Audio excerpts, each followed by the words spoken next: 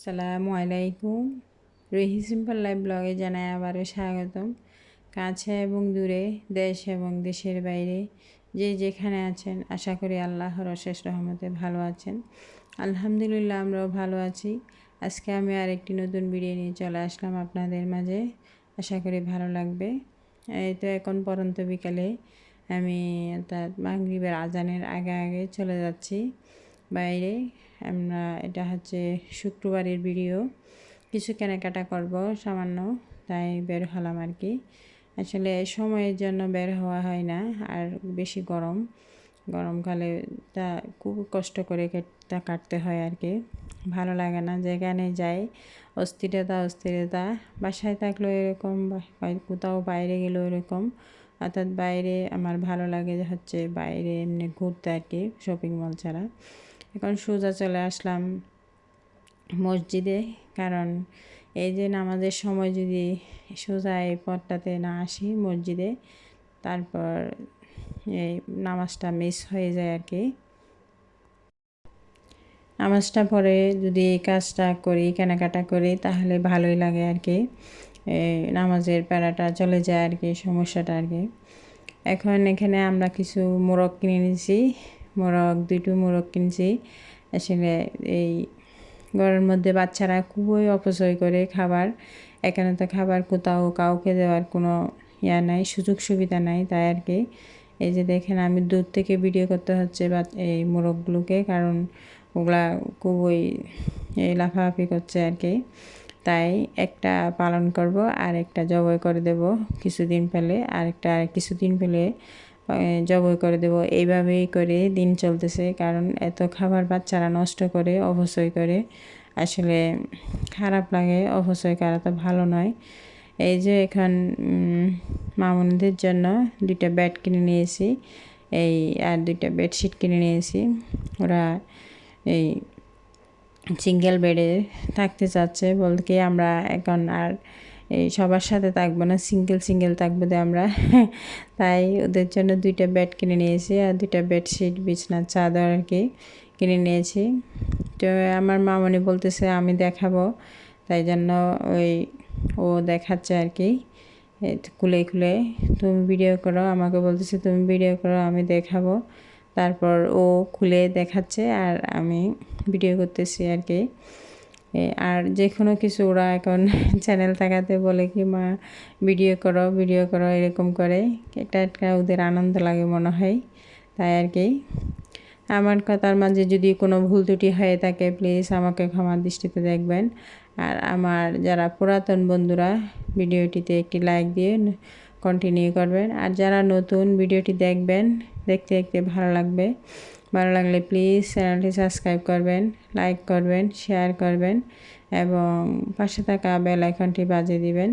Bell আইকনের all option press করে দিবেন, আমি যাতে নতুন কোনো ভিডিও দেওয়ার সাথে সাথে আপনারা পেয়ে যান, নোটিফিকেশন পেয়ে যান, এবং আপনাদের সময় সুযোগ করে আপনারা দেখে নিতে পারেন।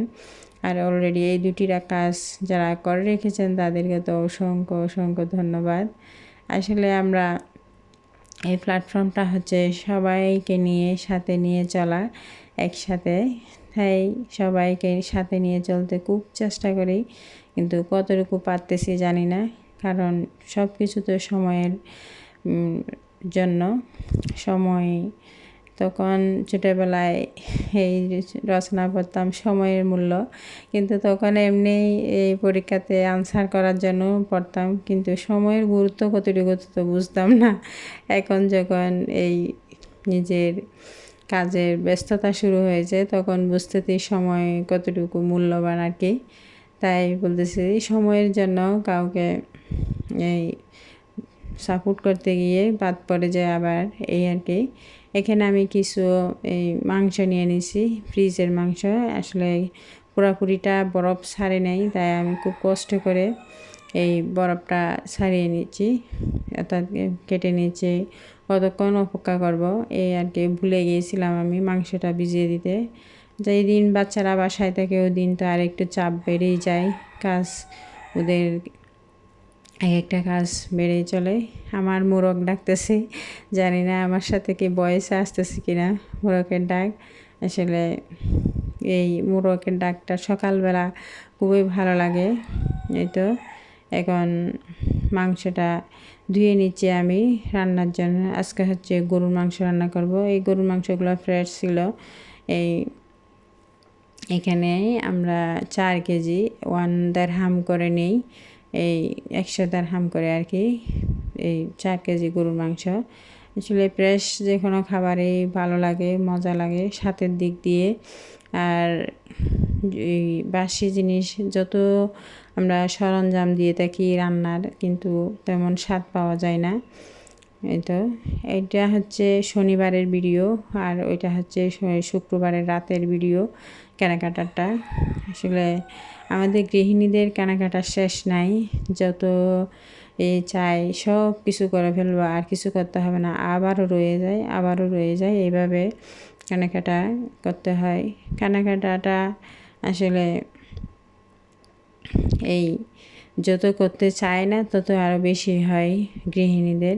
আমি মনে করি এই মহিলাদের সব কিছু জিনিস বেশিই লাগে, পুরুষের মধ্যে মনে হয় তেমন লাগে না আমার দৃষ্টিতে, আমি যতটুকু মনে করি আর কি।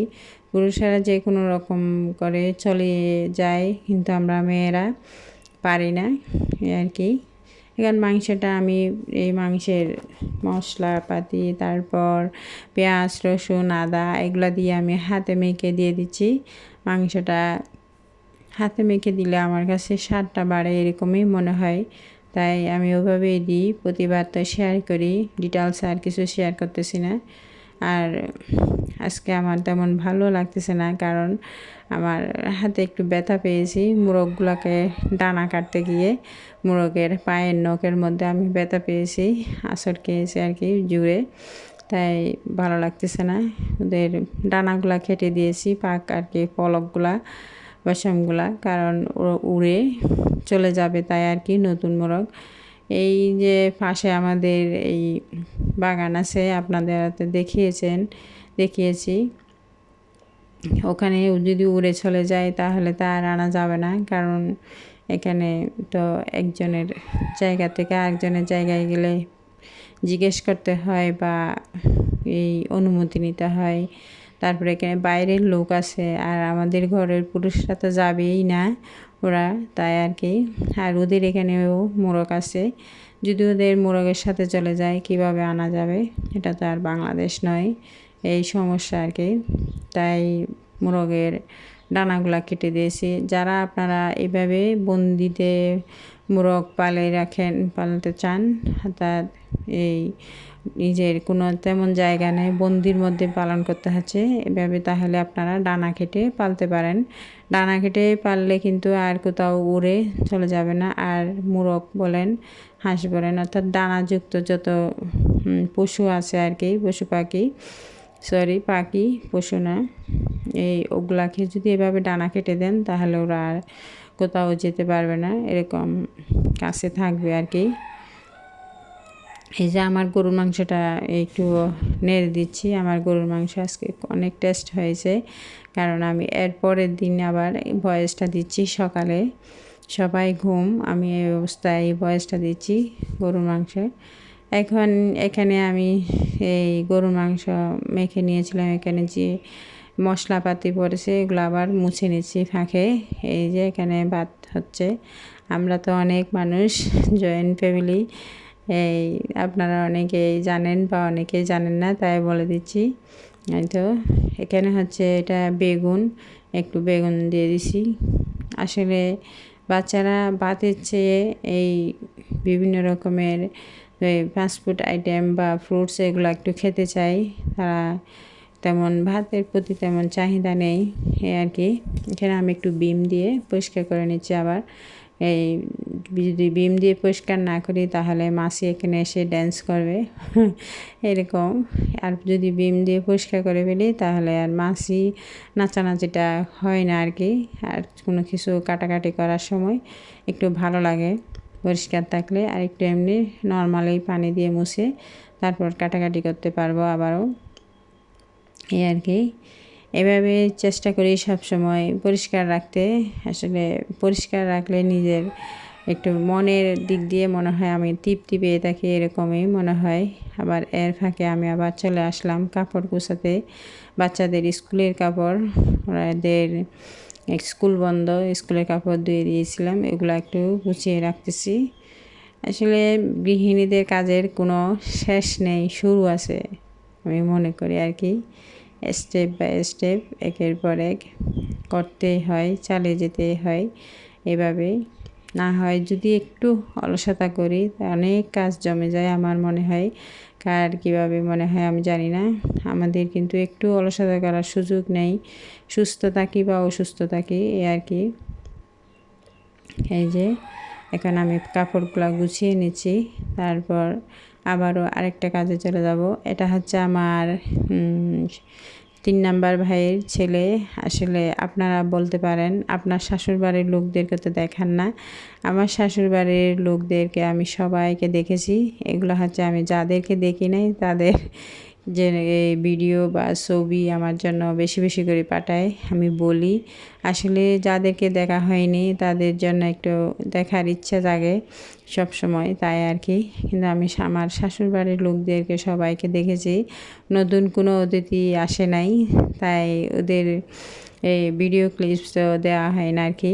দেখেছি এমনি ভিডিও কলে কথা হয়, ওরা তো চিনে আমাকে। আর এই আমার বাবার বাড়ির যেগুলো আমাকে দেখে নেয় ওরা চিনে না, এই আর কি সমস্যা।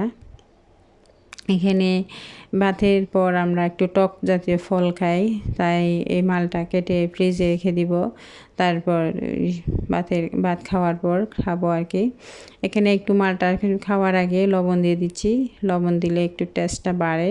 দেখবেন আপনারা এভাবে লবণ দিয়ে খাবেন, তারপর টেস্ট একটু বাড়ে আমার দৃষ্টিতে আর কি। কার কেমন লাগে জানি না। এখানে কিছু মাংস শুকাতে দিচ্ছি আমি।